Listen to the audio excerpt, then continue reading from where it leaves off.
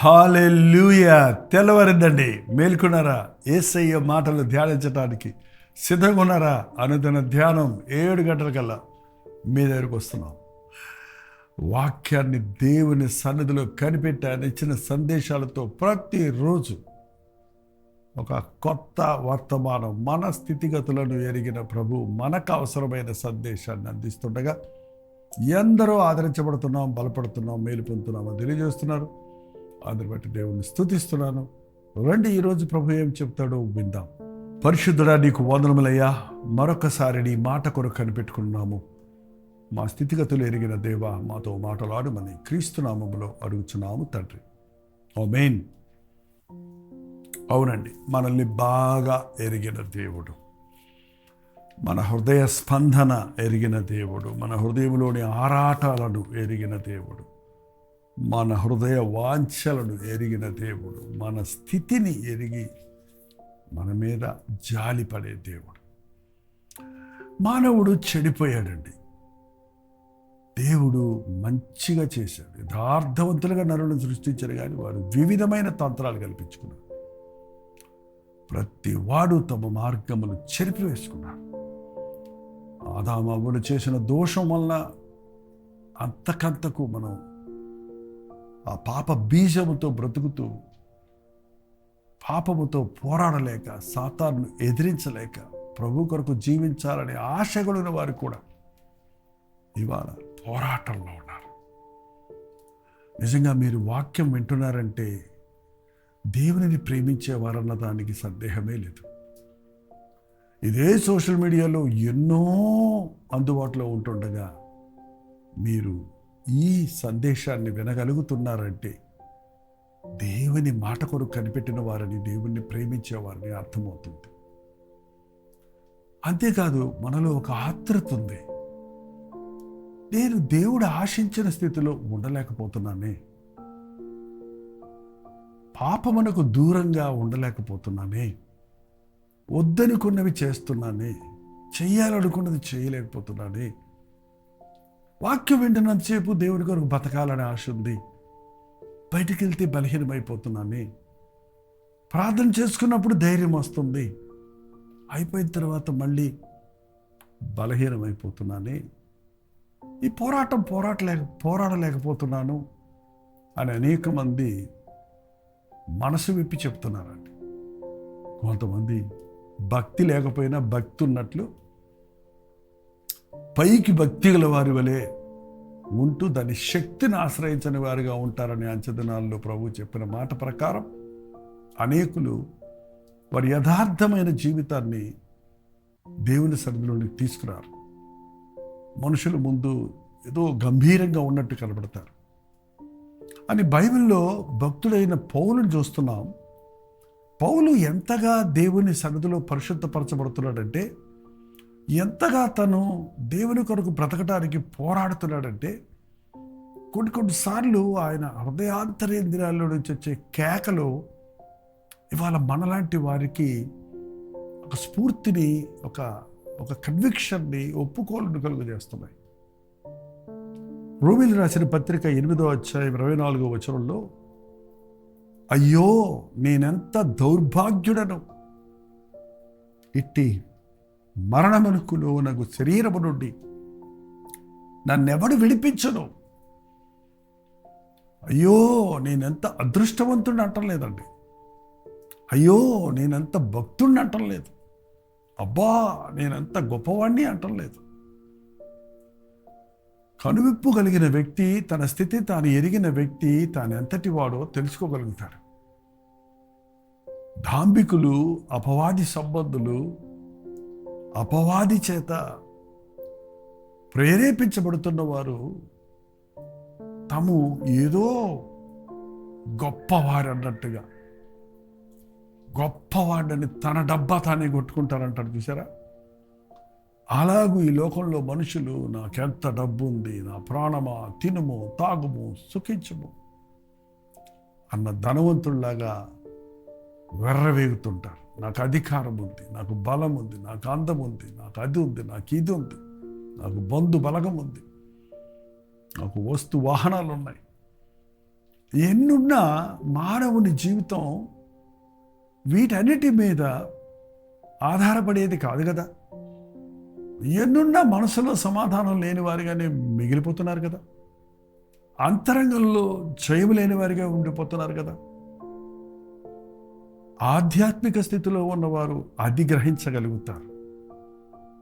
అయ్యో, నేనంత దౌర్భాగ్యుడను,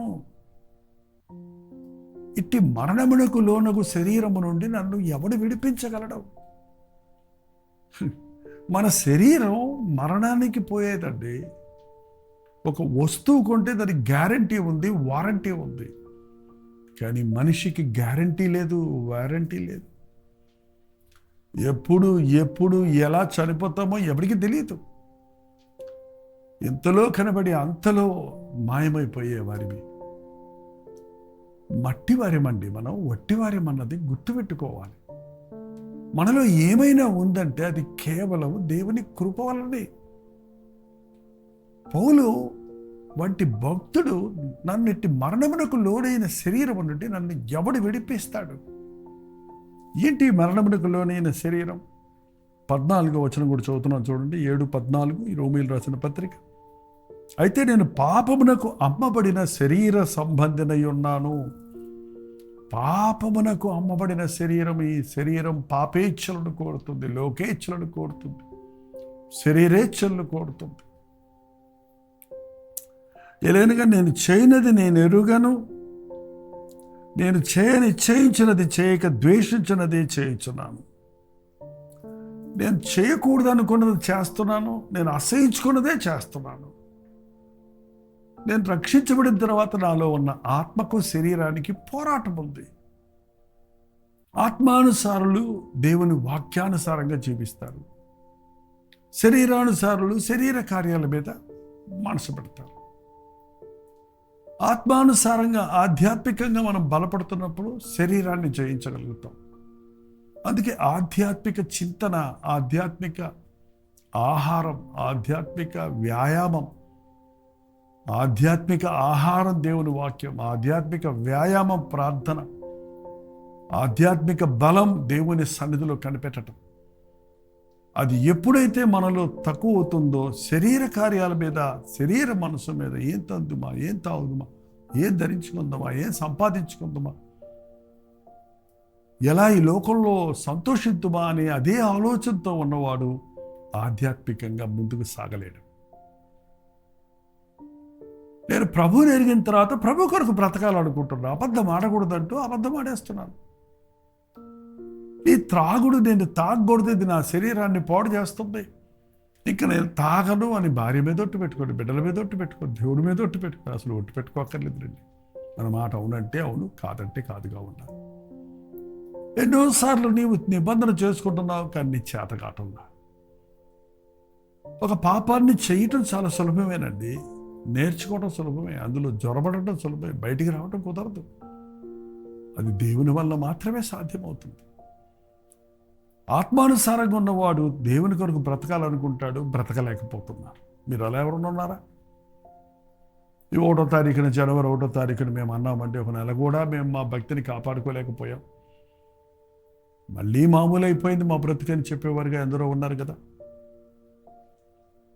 ఆదివారం ఆలయానికి వెళ్ళాలనుకుంటున్నాం, వెళ్ళలేకపోతున్నాం. ఉపవాసం ఉండాలనుకుంటున్నాం, ఉండలేకపోతున్నాం. ప్రార్థన చేయాలనుకుంటున్నాం, చేయలేకపోతున్నాం. పాత అలవాట్లు విడిచిపెట్టాలనుకుంటున్నాం, కానీ విడిచిపెట్టలేకపోతున్నాం. మళ్ళీ త్రాగాను, మళ్ళీ సిగరెట్ తాగాను, మళ్ళీ బ్రాందీ తాగాను, మళ్ళీ ఫ్రెండ్స్తో వెళ్ళాను, మళ్ళీ పాపానికి చోటు ఇచ్చాను అని నేను నీవే ద్వేషించుకుంటూ ఉన్నావేమో. మళ్ళీ మిమ్మల్ని మీరే కొంగు తీసుకుంటూ ఉన్నారేమో. అదే పోరాటం పౌలుకు కూడా కలిగింది. నేను చెయ్యాలనుకున్నది చేయలేకపోతున్నాను, నేను చేయొద్దు అనుకున్నది చేస్తున్నాను. 20వ వచనం చూడండి, నేను కోరిన దానిని చేసిన ఎడల దానిని, నేను కోరని దానిని చేసిన ఎడల దానిని చేయనది నా యందు నివసించు పాపమే గాని నేను కాను. పాపము అనేది బహుభయంకరమైందండి. ఆజ్ఞాతిక్రమం పాపం, సకల దుర్నీతి పాపం. పాపము మనల్ని బానిసలుగా చేస్తుంది, పాపం మనల్ని పట్టుకుంటుంది. అందుకొరకే యేసుక్రీస్తు ఈ లోకానికి పాప విమోచకుడిగా వచ్చాడు. పాపానికి పరిహారం చేయటకు వచ్చి ఉన్నాడు. డబ్బుతో మనకు సంతోషం ఇస్తే ప్రభు ధనవంతుడికి వచ్చి డబ్బిచ్చిపోయేవాడు. మనకు ఆరోగ్యమే ముఖ్యమంటే ఆయన వైద్యుడిగా వచ్చి స్వస్థపరిచిపోయేవాడు. నీకు ఆరోగ్యం ఉన్నప్పటికీ, నీకు ధనం ఉన్నప్పటికీ, నీ అంతరంగంలో నీకు పాపం మీద జయం లేదు కాబట్టి పాప విమోచన కొరకు తన రక్తాన్ని చిందించడానికి ప్రభు ఈ లోకంలోనికి వచ్చి ఉన్నాడు. ఎవడు విడిపిస్తాడు నన్ను? ఈ శరీర మనసు నుంచి మనల్ని విడిపించగలిగిన వాడు ఏ వైద్యుడు లేడండి, ఏ ట్యాబ్లెట్లు లేదు. మీరు వెళ్ళి అడగండి. బూతు మాటలు ఆడుతున్నానండి, 2 మాత్రలు ఇవ్వండి, బూతు మాటలు నా నోట రాకుండా అని అడగండి.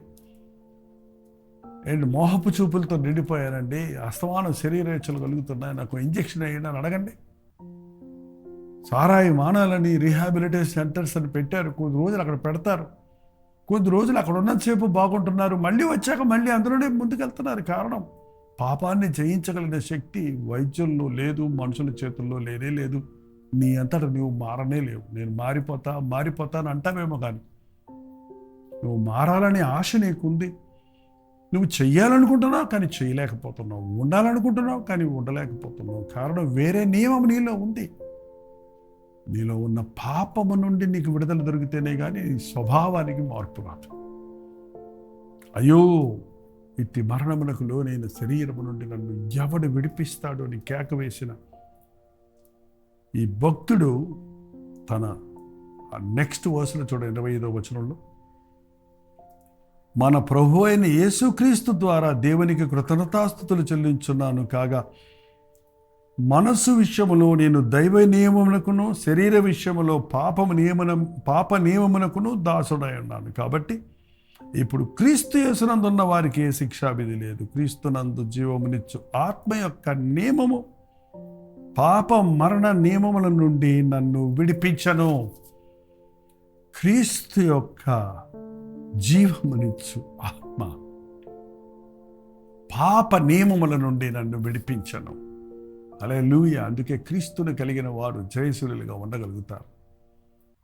యేసు క్రీస్తు నామములో ప్రార్థించినప్పుడు పాపమును జయించగలిగిన ఆధ్యాత్మిక శక్తిని మనం పుంజుకుంటాం. యేసు నామములో పాపం మీద, అపవాది మీద మనకు విడుదల ఉన్నది, జయమున్నది. అందుకనే యేసు క్రీస్తు నామమును అనుదినము మీరు ప్రార్థించడం అభ్యాసం చేసుకోరండి. అందుకనే మీ ఆధ్యాత్మిక ఆహారమైన దేవుని వాక్యాన్ని వింటూ మీ ఆత్మను బలపరుచుకుంటే శరీరాన్ని జయించగలుగుతారు.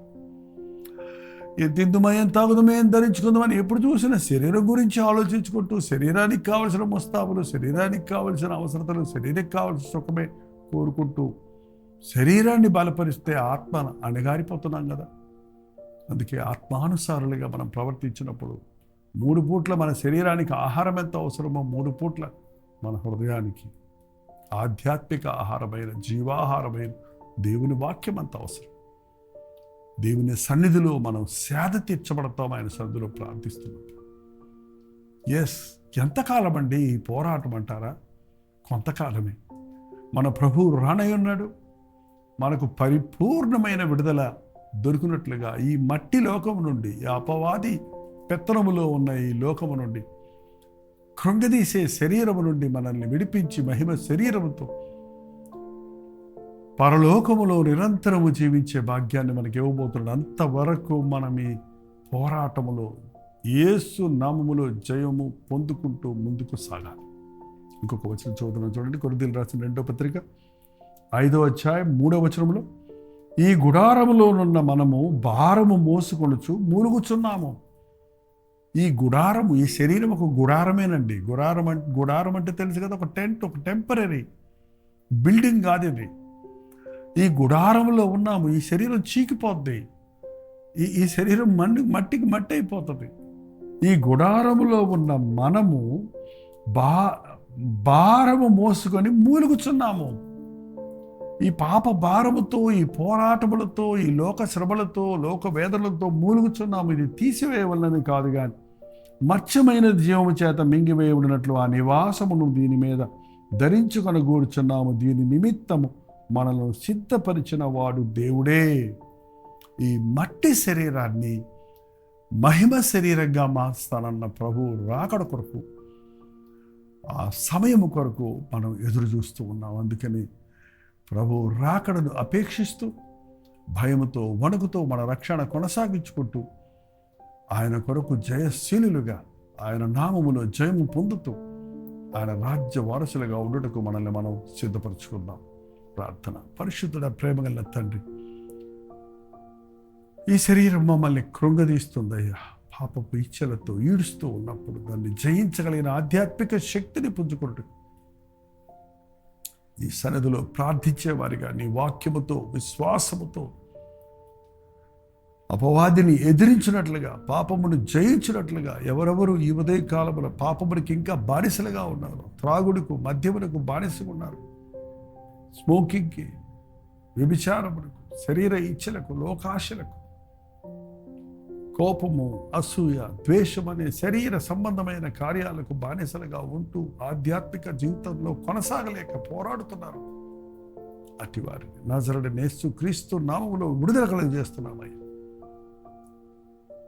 నూతనమైన స్వభావాన్ని, నూతన బలాన్ని ఇచ్చి మమ్మల్ని లోకంలో నీ సాక్షులుగా జీవించమన్నావు కనుక నీ వాక్యాన్ని అనుదినము వింటున్న వీరు పాపమునికి ఎంత మాత్రము చోటివ్వక పరిశుద్ధులై, నీకిష్టులై, నీ సాక్షులుగా బ్రతుకుటకు పరిశుద్ధాత్మను మా మీద కుమ్మరించమని క్రీస్తు నామములో అడుగుచున్నాను తండ్రి. ఆమేన్. తండ్రి అయిన దేవుని యొక్క ప్రేమయు, కుమారుడైన క్రీస్తు యొక్క కృపయు, ఆదరణకర్త అయిన పరిశుద్ధాత్మ యొక్క సహవాసము కూడి వచ్చిన మనందరికీ ఇప్పుడు సదాకాలం తోడైనను గాక. ఆమేన్. దేవుని స్తోత్రం. మీ ప్రార్థన అవసరతల భారాలు 954041 నెంబర్కి, మీరు ఇతర దేశాల్లో ఉంటే 91001003 నెంబర్కి తెలియజేస్తూనే ఉండండి. మీకోసం మేము ప్రార్థిస్తున్నాం, మీరు కూడా ప్రార్థించండి. డాక్టర్ జయపాల్ యూట్యూబ్ ఛానల్ మీరు ఇంకా సబ్స్క్రైబ్ చేసుకోకపోతే సబ్స్క్రైబ్ చేసుకోండి. ఎప్పటికప్పుడు లైక్ చేయటం, షేర్ చేయటం, లైవ్ చాట్లోకి వచ్చి మీ పేరు, ఊరు టైప్ చేయటం మర్చిపోకండి.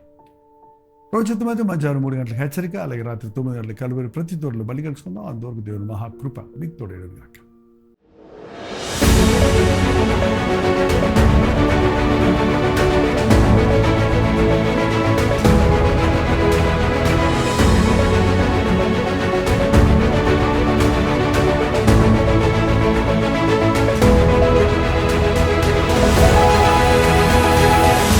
హల్లెలూయా. దేవునికి స్తోత్రం.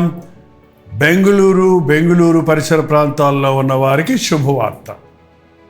ప్రతిరోజు కల్వరి ప్రతిధ్వని సోషల్ మీడియా ద్వారా దేవుని వాక్యం వింటున్న వారికి, కల్వరి దర్శనం టీవీ ప్రోగ్రామ్స్ ఆలకిస్తున్న వారికి, కల్వరి ప్రేమధార పాఠకుల కొరకు ప్రత్యేకమైన 1 డే గెట్ టుగెదర్ను బెంగళూరులో ఈ నెల ఫిబ్రవరి 15వ తారీఖున మధ్యాహ్నం 2 గంటల నుంచి 5 గంటల వరకు, 6 గంటల నుంచి 10 గంటల వరకు 2 సెషన్స్గా ఏర్పాటు చేస్తున్నాం. ఇది హాలిడే కాకపోయినా మీరందరూ వస్తారని, మనందరము కలిసి దేవుడు చేసిన మేలు తలంచి ఆయన స్తుతించుటకు, మిమ్మల్ని ముఖాముఖిగా చూసి మీ కొరకు ప్రార్థించుటకు ఎంతో ప్రార్థనాపూర్వకంగా మేము బెంగళూరు వస్తున్నాం. మీరు రండి, పాల్గొనండి, దైవాశీస్సులు పొందండి. చిరునామా గమనించండి.